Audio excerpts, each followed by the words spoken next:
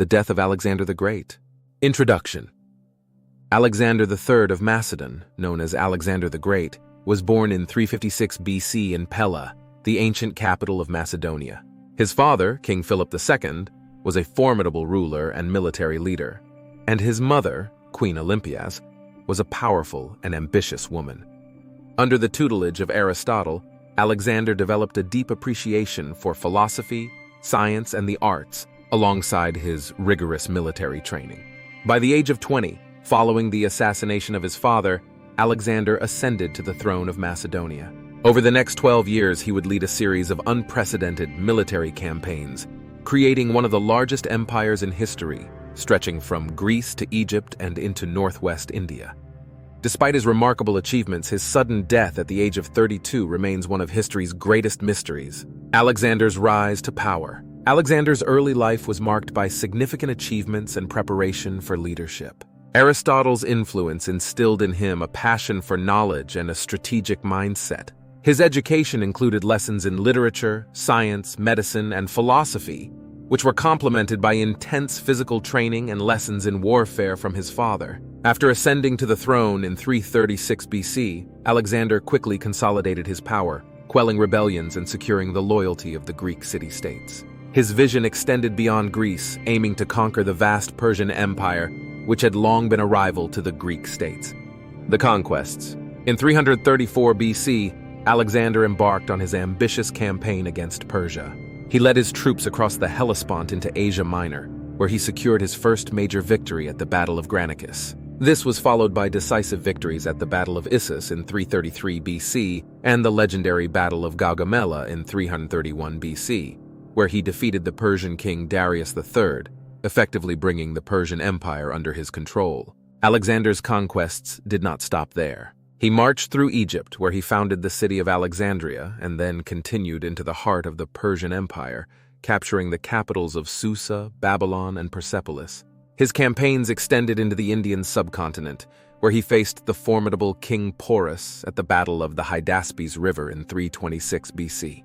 Despite fierce resistance, Alexander emerged victorious, further expanding his empire. Return to Babylon and administration. By 324 BC, after years of relentless campaigning, Alexander returned to Babylon, the administrative center of his vast empire. Babylon was a cosmopolitan city that embodied the cultural fusion Alexander sought to achieve through his policy of Hellenization. He encouraged marriages between his soldiers and Persian women and adopted various elements of Persian dress and customs to integrate his diverse empire. In Babylon, Alexander resumed his role as a ruler and administrator, planning further military campaigns to expand his empire into Arabia and beyond. However, his health began to deteriorate, and he faced mounting challenges in maintaining control over his vast territories. The final days. The exact circumstances of Alexander's final days remain a subject of historical debate. In early June 323 BC, while in Babylon, Alexander fell seriously ill after a prolonged banquet and drinking session.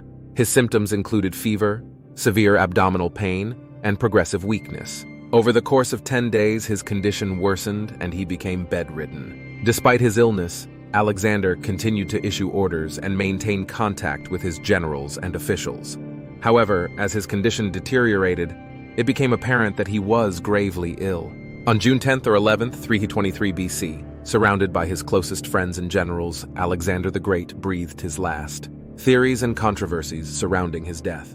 Natural causes. Many historians believe that Alexander died of natural causes, possibly from an illness such as typhoid fever, malaria, or acute pancreatitis. The symptoms described in ancient accounts, including fever, abdominal pain, and weakness, are consistent with these diseases. Typhoid fever. Typhoid fever caused by the bacterium Salmonella typhi was a common and deadly disease in ancient times. The symptoms of typhoid fever, including high fever, abdominal pain, and delirium, closely match those described in Alexander's final days. The disease is typically spread through contaminated food and water, conditions that could have been prevalent in the bustling city of Babylon. Malaria. Another plausible cause of death is malaria, a disease transmitted by mosquitoes. Malaria was endemic in the Mesopotamian region, and its symptoms, including fever, chills, and abdominal pain, align with those experienced by Alexander. Malaria could have been exacerbated by the physical strain of his military campaigns and the harsh environmental conditions. Acute pancreatitis. Acute pancreatitis and inflammation of the pancreas is another potential cause. The severe abdominal pain and fever described in ancient texts could be indicative of this condition. Acute pancreatitis can result from excessive alcohol consumption, which aligns with accounts of Alexander's heavy drinking during his final banquet. Poisoning. Another prevalent theory is that Alexander was poisoned. Ancient sources, including the historian Plutarch, suggest that Alexander's death was the result of a deliberate poisoning, possibly orchestrated by one of his close associates or rivals. However, the exact nature of the poison and the perpetrator remain subjects of speculation. Aristotle's involvement. Some ancient sources hinted at the possibility of Aristotle's involvement in a conspiracy against Alexander. According to these accounts, Aristotle, fearing Alexander's growing power and possible intentions to diminish the influence of Greek culture, conspired with Antipater, Alexander's regent in Macedonia, to poison him. However, this theory is largely speculative and lacks substantial evidence. Antipater and Cassander. Another theory posits that Antipater, the regent of Macedonia, and his son Cassander, who later became king of Macedonia, orchestrated the poisoning. Antipater had a strained relationship with Alexander, and Cassander's actions after Alexander's death, including the murder of Alexander's family, suggest a possible motive. Some sources claim that Cassander brought a slow-acting poison to Babylon, which was administered to Alexander. However, the lack of concrete evidence makes this theory contentious. Toxic plant extracts. Modern scholars have speculated that Alexander could have been poisoned with toxic plant extracts, such as hellebore or aconite. These plants were known in antiquity for their lethal properties. However, the symptoms described in ancient accounts do not conclusively match those of known plant-based poisons, and the slow progression of his illness makes the poisoning theory less likely. West Nile virus. Some modern scholars have proposed that Alexander may have contracted the West Nile virus, which was prevalent in the region and could have caused his symptoms. This theory is based on the epidemiological patterns and environmental conditions of the time.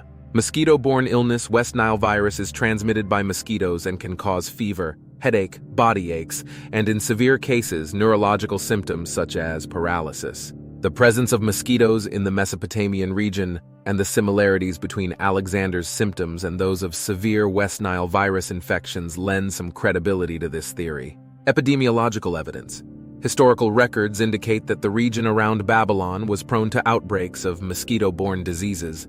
The environmental conditions, including standing water and warm climate, were conducive to the breeding of mosquitoes. While this theory is plausible, it remains speculative due to the lack of definitive medical evidence. Autoimmune disorder. Another modern theory is that Alexander suffered from an autoimmune disorder such as Guillain-Barré syndrome, which could explain his progressive paralysis and eventual death. Guillain-Barré syndrome. Guillain-Barré syndrome is a rare autoimmune disorder in which the body's immune system attacks the peripheral nerves. Symptoms include weakness, numbness, and paralysis, which can progress rapidly. The syndrome can be triggered by infections, which aligns with the possibility of Alexander contracting an infectious disease. Paralysis and weakness. The progressive weakness and paralysis described in ancient accounts are consistent with Guillain-Barré syndrome. Alexander's inability to speak or move in his final days could be indicative of this condition. However, the lack of comprehensive medical records from the time makes it difficult to confirm this diagnosis. Despite these theories, the true cause of Alexander's death remains uncertain due to the lack of definitive historical evidence and the limitations of ancient medical knowledge. Aftermath and legacy. The power struggle. The death of Alexander the Great marked the end of an era and the beginning of a period of turmoil and fragmentation for his empire. With no clear successor, his generals, known as the Diadochi, engaged in a series of wars for control of the empire. These conflicts, known as the Wars of the Diadochi, eventually led to the division of Alexander's vast empire into several Hellenistic kingdoms, including the Ptolemaic kingdom in Egypt, the Seleucid Empire in Asia, and the Antigonid dynasty in Macedonia. The division of the empire, Alexander's empire, without a strong central authority, fragmented into several territories controlled by his former generals. The initial attempts to maintain a unified empire under a regent for Alexander's half-brother, Philip III Aridaeus, and his son, Alexander IV, proved futile. The Diadochi, driven by personal ambition and rivalry, carved out their own domains, leading to the establishment of independent Hellenistic kingdoms. The Diadochi Wars, the Wars of the Diadochi, were a series of protracted conflicts that spanned several decades. Key figures such as Ptolemy, Seleucus, and